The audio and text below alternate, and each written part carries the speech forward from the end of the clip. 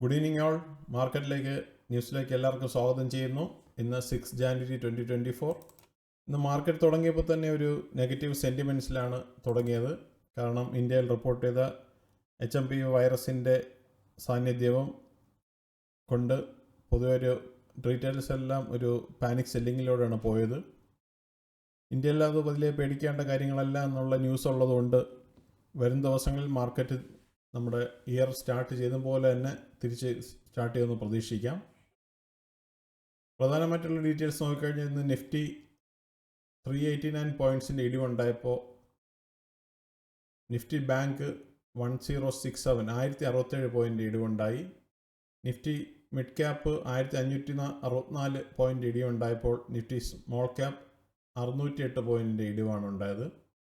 ഇന്ന് മാർക്കറ്റിൻ്റെ വോളറ്റിലിറ്റി കാരണം ഇന്ന് ഇന്ത്യ വിക്സ് 15.65 കുതിച്ചുയർന്നു. സെൻസെക്സ് ഇന്ന് 1258 പോയിൻറ്റിൻ്റെ ഇടിവുണ്ടായി. ഇന്നലെ അത് 79,223 ആയിരുന്നെങ്കിൽ ഇന്ന് ഇത് 77,965 ആയി.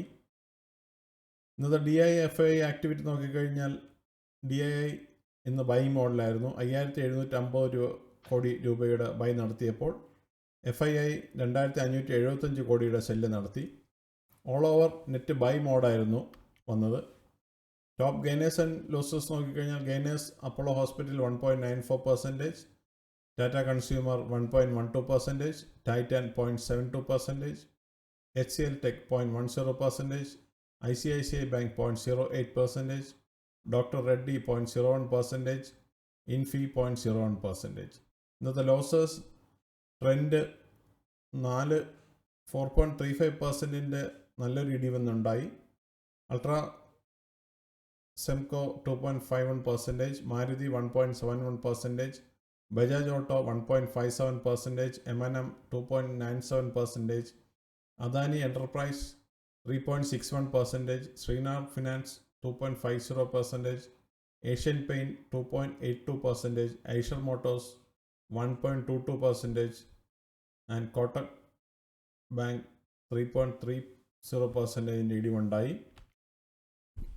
ഈ വർഷത്തെ ജാനുവരിയിലെ നിഫ്റ്റിയുടെ മൂവ്മെൻറ്റ് നോക്കിക്കഴിഞ്ഞാൽ സ്റ്റാർട്ട് ചെയ്തിട്ട് മാർക്കറ്റ് മുകളിലേക്ക് പോയി. ഇന്നത്തെ ഒരു പാനിക് സെല്ലിംഗ് കാരണം ഇതുവരെ 0.53%ൻ്റെ ഇടിവാണ് ഈ വർഷം ആദ്യം മുതൽ ഇതുവരെ റിപ്പോർട്ട് ചെയ്യാൻ സാധിക്കുന്നത്.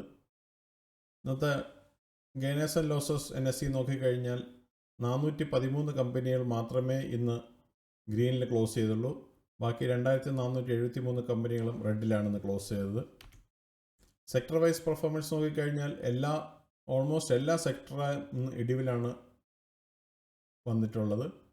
നിഫ്റ്റി ഓട്ടോ 2.18%ൻ്റെ ഇടിവ്, Nifty IT 0.12%, Nifty PSU bank 4%, Nifty financial services 1.76%, Nifty pharma 0.82%, Nifty FMCG 1.91%, Nifty metal 3.14%, Nifty reality 3.16%, Nifty media 2.71%, Nifty energy 3.24%, Nifty infrastructure 2.38%, Nifty health care index 0.61%, Nifty oil and gas 2.89%ൻ്റെ ഇടിവാണ് ഇന്നുണ്ടാക്കിയത്.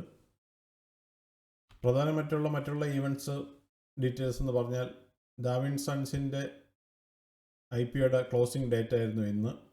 അതുപോലെ തന്നെ Parameshwar മെറ്റലിൻ്റെയും closing date ഇന്നായിരുന്നു. അടുത്ത closing നാളെ വരുന്നത് ഫാബ്ടെക് technologies clear റൂംസിൻ്റെ IPO closing നാളെയാണ് 7 ജാനുവരി 2025. മറ്റുള്ള details event നോക്കിക്കഴിഞ്ഞാൽ ISM non manufacturing PMI USA നിന്ന് വരുന്നുണ്ട്, നാളെ വരുന്നുണ്ട്. CPI ഡേറ്റ ജർമ്മനിയിൽ നിന്ന് വരുന്നുണ്ട്. GDP ആനുവൽ ഡേറ്റയും ഇന്ത്യയിൽ നിന്ന് വരുന്നുണ്ട് നാളെ. ഇത്രയൊക്കെയാണ് ഇന്നത്തെ മെയിനായിട്ടുള്ള ന്യൂസുകൾ.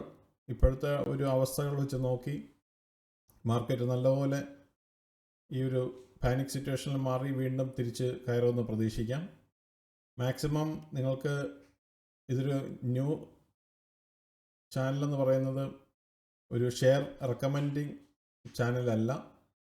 അതുകൊണ്ട് നിങ്ങൾക്കുള്ള ന്യൂസുകളും ആവശ്യമുള്ള ഫിഗേഴ്സും എല്ലാം ഇതിലൊരു സമ്മറൈസ് രീതിയിൽ പല വേരിയസ് വെബ്സൈറ്റിൽ നിന്ന് കളക്ട് ചെയ്ത് നിങ്ങൾക്ക് ഹെൽപ്ഫുള്ളാവുന്ന രീതിയിൽ എത്തിക്കാൻ ശ്രമിക്കുന്നതാണ്. സബ്സ്ക്രൈബ് ചെയ്യുക, ലൈക്ക് ചെയ്യുക, കമൻറ്റ് ചെയ്യുക, ഷെയർ ചെയ്യുക, സപ്പോർട്ട് ചെയ്യുക. Thank you.